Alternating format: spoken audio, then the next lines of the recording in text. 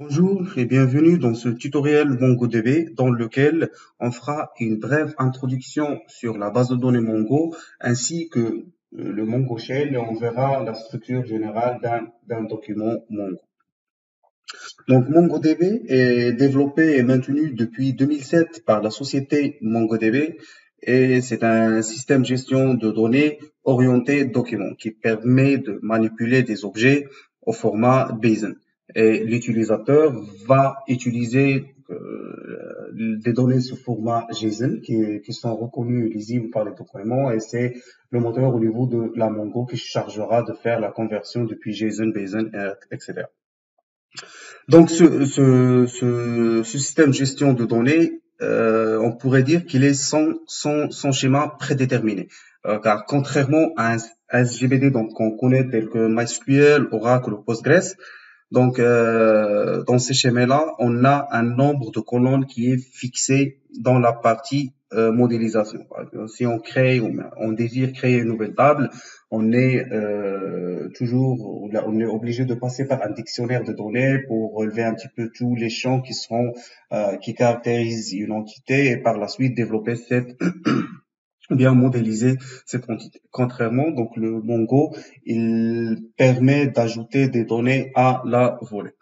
Et le MongoDB, il possède un certain nombre de pilotes qui leur permet de manipuler les données directement depuis un langage de programmation. Donc, on peut avoir un pilote qui permet l'interfaçage avec le langage Java, un autre avec PHP, ainsi de suite. Et c'est à travers ces pilotes-là que Mongo ou bien l'application pourra communiquer avec la base de données. Par contre, ou bien, si vous voulez, Mongo possède lui aussi une interface Shell qui est développée en Java, en JavaScript plutôt, et qui permet de manipuler une base de données MongoDB, telle par exemple pour une base de données MySQL. Donc, on a le MySQL en mode ligne de commande qui va permettre de manipuler les bases de données et les données, les tables, exécuter des requêtes, ainsi de suite en mode ligne de commande au lieu de passer par une interface graphique. Et notez bien que MongoDB, c'est une base de données NoSQL qui se base sur les clés et les valeurs. Et la structure générale d'une base de données MongoDB. Donc, on a dans un premier temps la base de données. Donc, dans notre cas ici, c'est shop. Donc, juste ici, on fera la projection sur tout ce qui est SGBDR. Par exemple, ici, on a aussi une base de données. Et par la suite, on a chaque base de données contient plusieurs collections. Donc, au niveau des bases de données relationnelles, donc des collections, c'est équivalent aux tables. Donc, vous allez créer ainsi que les liaisons, ainsi de suite. Et finalement, on a chaque collection contient un nombre de documents. Et au niveau des bases de données qu'on connaît, donc les documents sont les lignes qu'on insère dans nos tables. Et notez bien que la structure générale d'un document est la suivante. Donc, on a toujours, puisque c'est au format JSON, donc ils vont toujours s'écrire entre les deux crochet et on a la clé et plutôt sa valeur. Donc les valeurs peuvent être de ce format, donc, tous les types scalaires qu'on connaît, que ce soit des chaînes de caractères, des nombres, des booléens, des dates, tout ce que vous voulez. Comme on peut avoir des données imbriquées. Ici, on a la clé, c'est adresse. Et cette clé-là, elle contient un document imbriqué qui, dans ce document-là, on a une nouvelle clé qui est, par exemple, le city et sa valeur. Notez bien qu'on peut avoir plusieurs d'autres clés dans ce même document imbriqué. Comme on peut aussi avoir un tableau de valeurs. Par exemple, ici, dans Hobbies, donc ça, c'est un tableau de valeurs qui contient, donc ça, c'est le premier document, et celui-là, c'est le deuxième, et chaque document contient une clé, une valeur. Donc, notez bien qu'on peut avoir plusieurs clés valeurs, ça dépendra de la structure des données que vous voulez insérer. Une fois, on aura le temps de voir Compass et Robot 3T. Donc, une fois que vous récupérez, donc, ou bien que vous allez récupérer les données, donc les données seront sous ce format-là. Donc, dans chaque document, on a un ID unique. Donc, un ID, si vous voulez, c'est la clé primaire dans une table au niveau d'une base de données sur MySQL. Il peut avoir, donc, ça dépend si l'utilisateur définit un ID lors de l'insertion ou si l'utilisateur omet la définition d'un ID, alors c'est le système qui va charger de générer un ID qui est de type Object ID. Et cette valeur-là, donc ça dépend de la machine, du timestamp, ainsi de suite, donc de plusieurs facteurs qui vont permettre de générer une valeur unique pour chaque document dans une collection.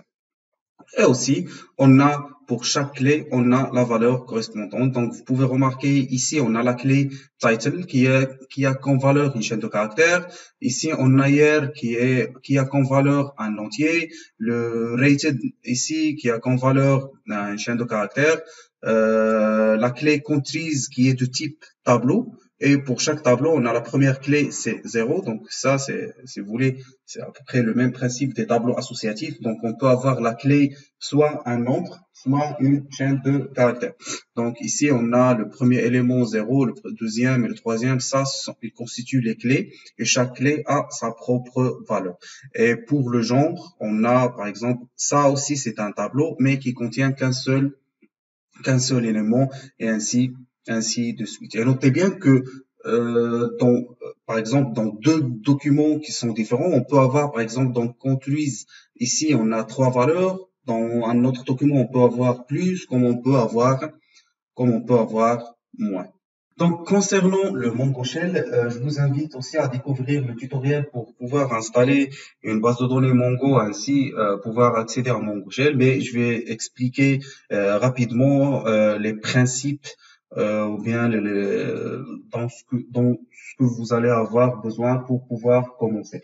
Et au fur et à mesure des nouveaux tutoriels, on va pouvoir discuter donc comment ça va, ou bien comment ça doit se passer au niveau du Mongo, comment exécuter les requêtes, les commandes et ainsi de suite. Donc, on est connecté à la base de données à travers le Mongo Shell. Donc, on peut exécuter la commande showDBs ou bien show databases qui va permettre d'afficher les bases de données existantes dans toutes les bases de données qui existent dans votre base MongoDB. Et par la suite, on peut utiliser le use non-DB pour sélectionner la base de données et pouvoir commencer à travailler avec. Donc, si vous remarquez, donc ces deux commandes-là sont similaires à peu près donc aux commandes au niveau d'une base de données MySQL. Si vous avez déjà travaillé avec MySQL, une commande, c'est pour afficher les bases de données. On utilise toujours le show databases et par la suite pour pouvoir utiliser une base de données, on utilise la commande use as avec le nom de la base de données.